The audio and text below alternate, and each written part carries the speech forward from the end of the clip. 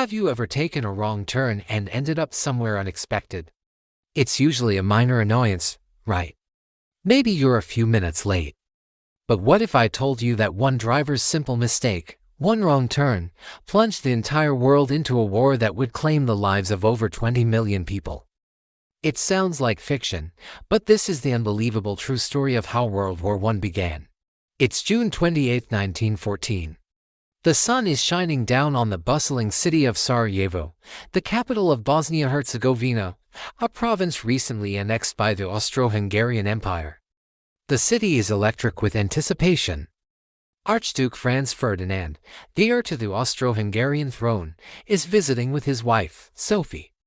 For the empire, it's a show of power, a way to solidify their control over the newly acquired territory. But for many Serbs living in Bosnia, it's a slap in the face. They see the Austro-Hungarians as occupiers, and the Archduke's visit on this particular day, a significant Serbian national holiday, is seen as a profound insult. Beneath the surface of this seemingly festive day, a dark plot is brewing. A secret society, known as the Black Hand, is determined to send a message. They are a radical Serbian nationalist group, and their goal is nothing short of assassinating the Archduke. They've armed a group of young, desperate men, positioning them along the Archduke's planned parade route.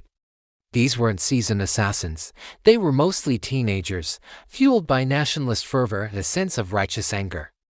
Each one had a bomb, a pistol, and a cyanide capsule to take their own life after completing their mission. The stage was set for a dramatic and violent confrontation. The fate of the world, though no one knew it yet, was hanging by a thread, waiting for the Archduke's motorcade to begin its journey. As the 6-car motorcade made its way along the Apple Quay, the first assassin lost his nerve. He couldn't bring himself to act. The second assassin, a young man named Nedeljko Kabrinovic, was more determined. As Franz Ferdinand's car passed, he armed his bomb and hurled it towards the vehicle. But he made a critical error. The bomb had a 10-second delay. It bounced off the folded-back convertible roof of the Archduke's car and rolled underneath the car following behind. The explosion was deafening. It injured several officers in the next car and a number of bystanders, but the Archduke and his wife were completely unharmed. Kabrinovic, thinking he had succeeded, swallowed his cyanide and jumped into the Miljacka River. But the poison was old and only made him vomit, and the river was only a few inches deep. He was quickly dragged out and arrested. The motorcade, in a panic, sped away towards the city hall. The other assassins along the route, hearing the explosion and seeing the cars race past, assumed the plot had failed. They scattered and melted back into the crowds. One of them, a 19-year-old named Gavrilo Princip, was dejected. He wandered off the main route and found himself outside a delicatessen. Probably thinking about what to do next, the grand, violent plan seemed to have ended in a complete and utter fiasco. At this point, history should have moved on. The assassination had failed.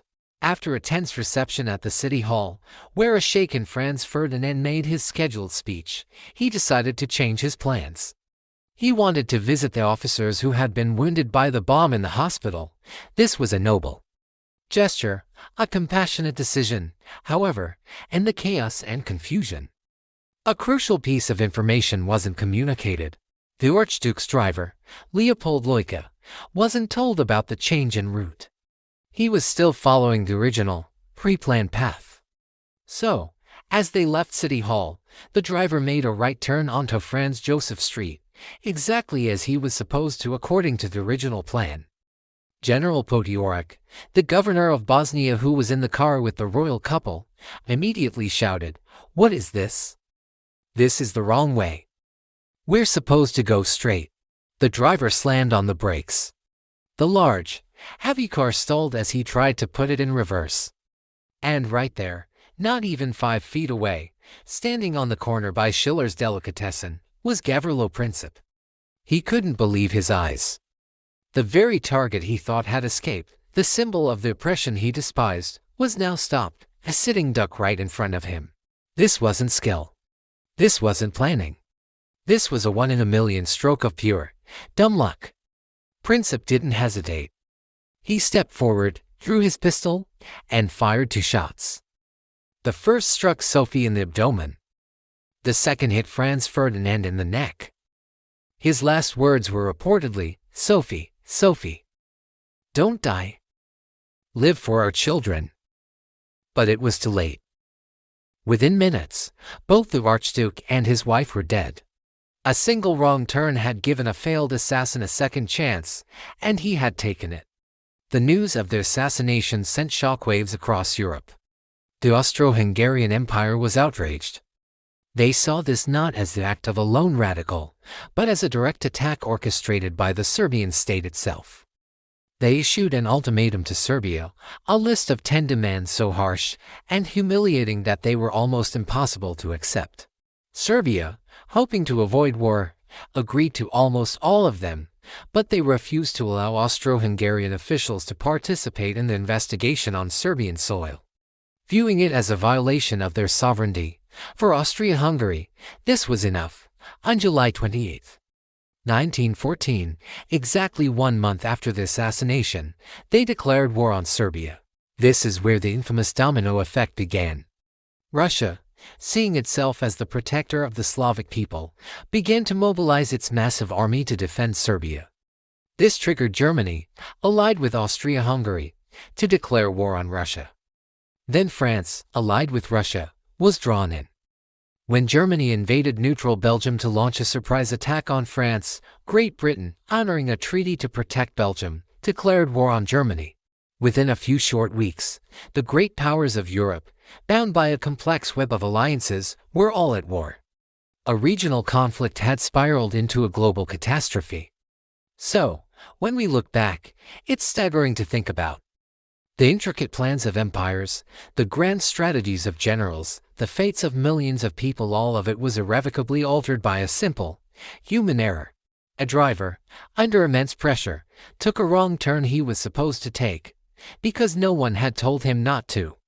It is a powerful and humbling reminder that history doesn't always turn on great plans or heroic deeds. Sometimes, it pivots on the smallest of moments, the most random of chances. Sometimes, it's just one wrong turn. Thank you so much for watching. If you found this story as fascinating as I do, please hit that like button and subscribe for more deep dives into the incredible twists and turns of history. We'll see you in the next video.